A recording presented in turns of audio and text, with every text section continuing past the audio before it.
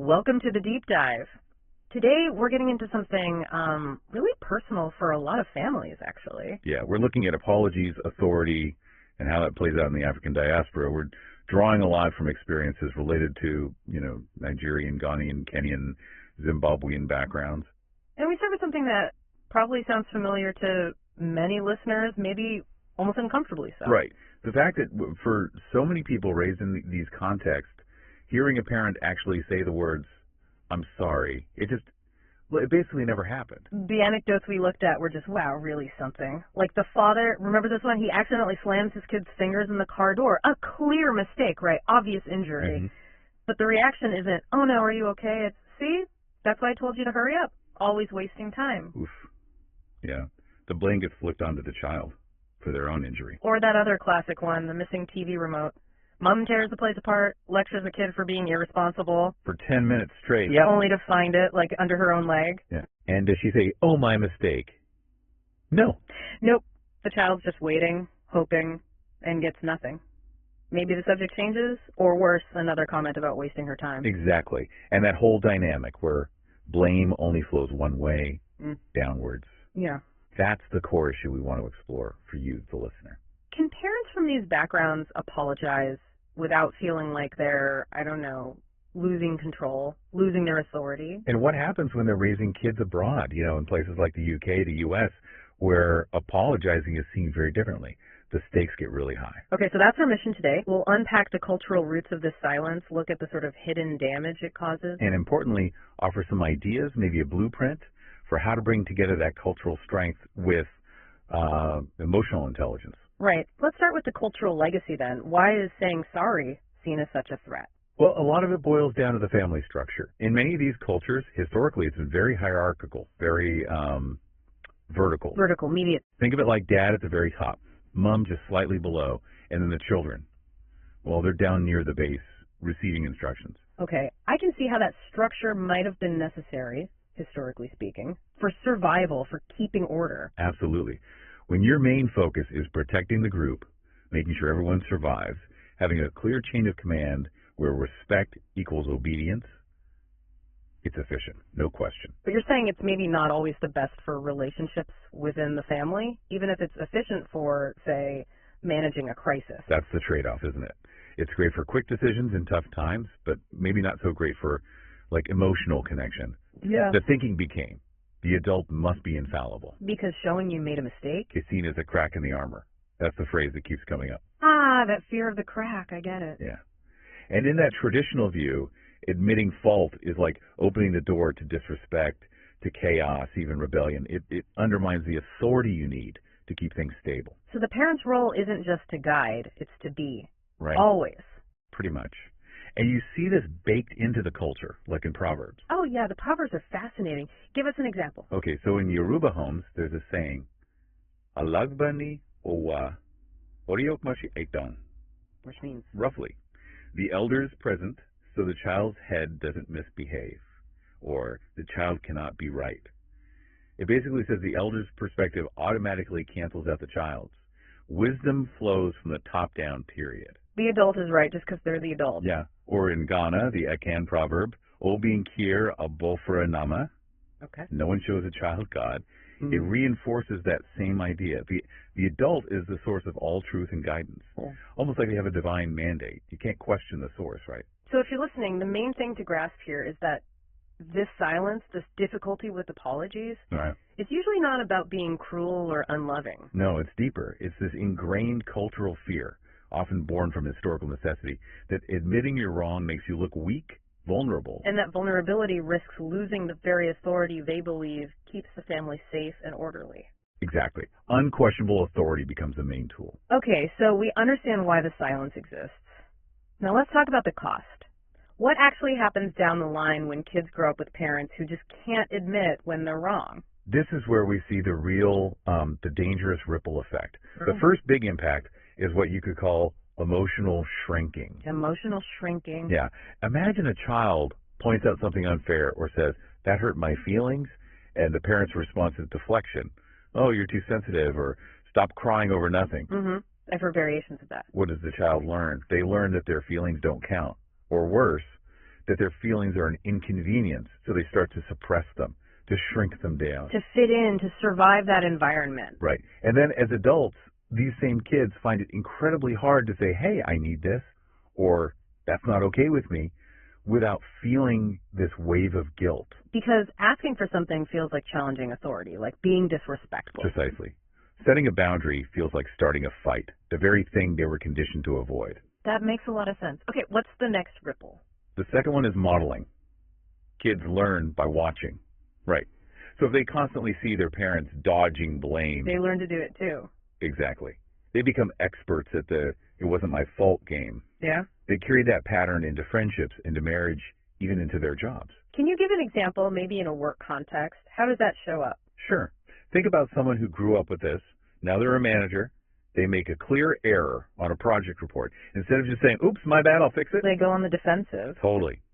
They might blame the tight deadline or say the team didn't give them the right info or the instructions weren't clear. Anything but I made a mistake. Protecting the armor, just like their parent did. Yes. And in doing so, they might win the immediate point, but they lose the team's trust. It's the same pattern, just in a different setting. Preserving that vertical structure, even among peers. Wow. Okay, so emotional shrinking, modeling deflection. What's the third ripple? This one might be the saddest, actually. It's distance, estrangement.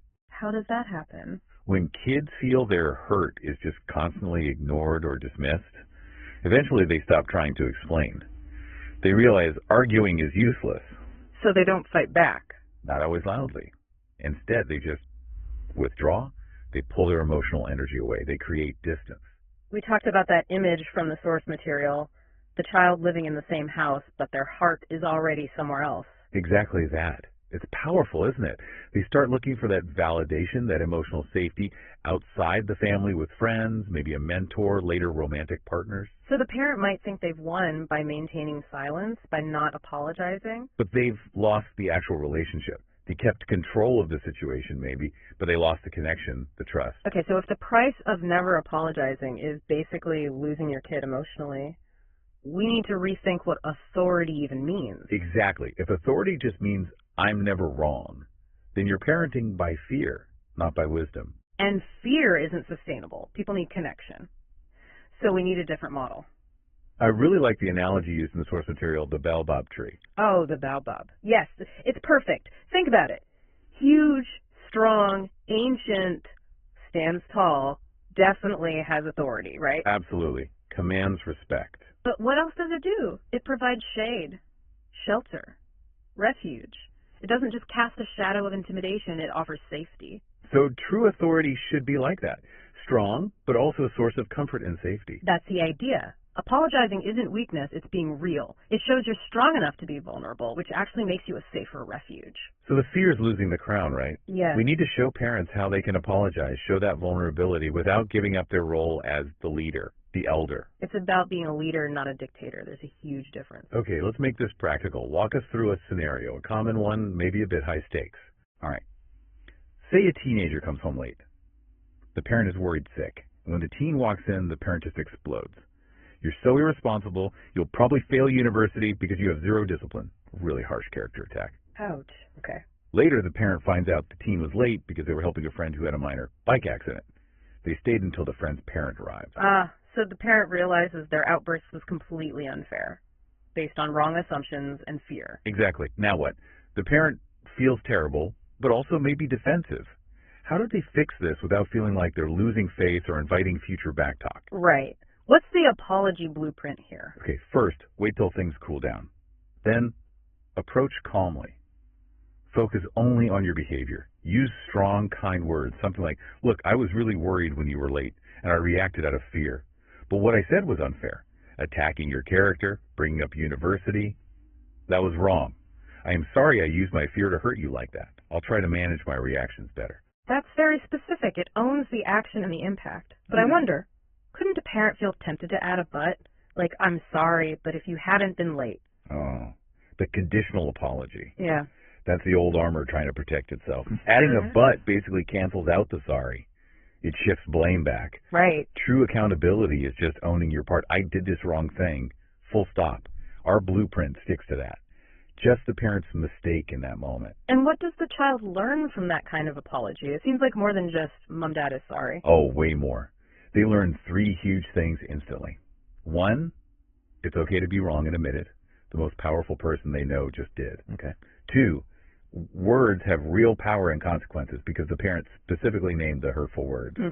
And 3, my parent is a moral leader, someone who tries to do the right thing, not just a dictator who's always right. That builds massive respect and credibility. So the apology itself becomes a form of teaching, a form of discipline even. Exactly. You're disciplining yourself first, showing how to handle conflict responsibly. And that's the best way to teach your child to do the same. Okay, this is crucial. Now let's shift gears slightly and talk about the diaspora. Parents raising kids outside their home country, UK, US, Canada, wherever. This adds another layer of complexity, doesn't it? A huge layer. Right. Because now the culture clash isn't just internal within the family's history, it's external every single day. What do you mean? Well, the parent might still be operating from that more collectivist framework we talked about, group harmony, respect for elders is paramount, avoiding conflict. But the child is swimming in a completely different pond at school and with friends. Right. They're in a Western, often more individualistic culture where, frankly, apologies are expected. They signal emotional maturity. They're learning conflict resolution that's trenched with "I feel" statements. Therapy talk is everywhere, even in schools. It really is. And in those environments, respect isn't just demanded because of age. It has to be earned through fairness and, well, admitting when you mess up. So if parents rigidly stick to the no apology script, what's the risk? The risk is raising a child living in 2 worlds, fitting into neither. Either they're, quote, too African at home, feeling misunderstood and stifled, and then lost outside because they can't navigate the emotional expectations. Or they become too Western outside.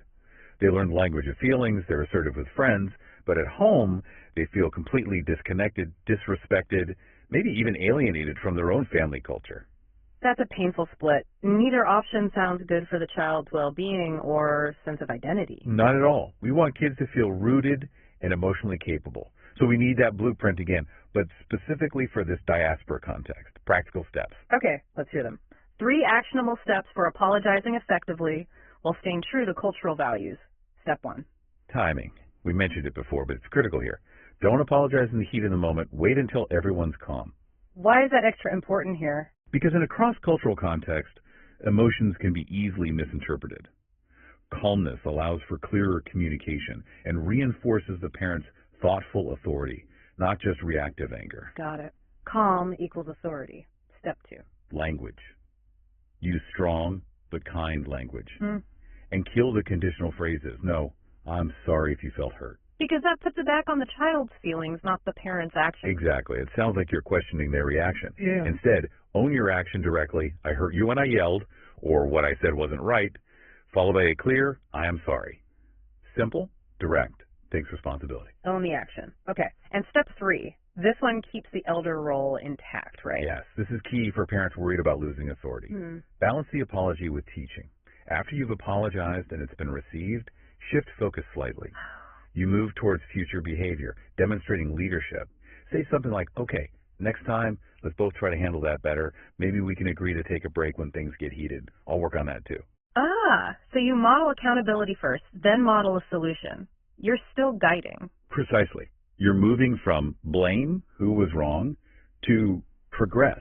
How do we improve? You maintain your role as the wise guide, the elder. That seems like a really balanced approach. At the end of the day, if you consistently refuse to apologize when you're clearly wrong, you're undermining your own moral credibility. Kids aren't stupid. They have those built-in hypocrisy detectors. They really do. They see you demanding honesty and fairness from them, but not applying it to yourself. And the older they get, the more that disconnect bothers them. And it pushes them away. Fear might work for a while, get you compliance. But it destroys connection. Think about it. If your child believes you expect perfection and can never admit fault, are they going to come to you when they screw up badly? A failed exam, a car accident, struggles with addiction? No way. They'll be terrified. They'll hide it or go to friends or Google, anywhere but the parent who demands infallibility. Exactly. So the goal, especially for parents in the diaspora, isn't to become soft or abandon cultural values. It's about blending that cultural strength, that wisdom, with emotional intelligence. Real authority isn't pretending to be right all the time. It's about doing right, consistently trying to do the right thing, even when it means admitting you didn't the first time. Which brings us to a really powerful final thought, taking this from the home right up to the national level. Yeah, this example is quite striking. In 2023, the president of Kenya, William Ruto, actually issued a public apology. For what? For state-sponsored injustices and abuses that happened back in the 1980s. He acknowledged institutional wrongdoing and the harm caused. Wow. The head of a nation apologizing for things decades ago. Think about the implications. If a national leader, someone whose authority and respect are constantly under scrutiny, can stand up and say, the state was wrong, we caused harm, and do so publicly, then surely it's possible and maybe even necessary for a parent to do the same within their own family. It demolishes the argument that saying sorry automatically means losing respect or power. In fact, it suggests the opposite. It builds something else. It builds a legacy of integrity, of true wisdom, and ultimately of deeper, more honest connection. That's far more valuable than maintaining a fragile illusion of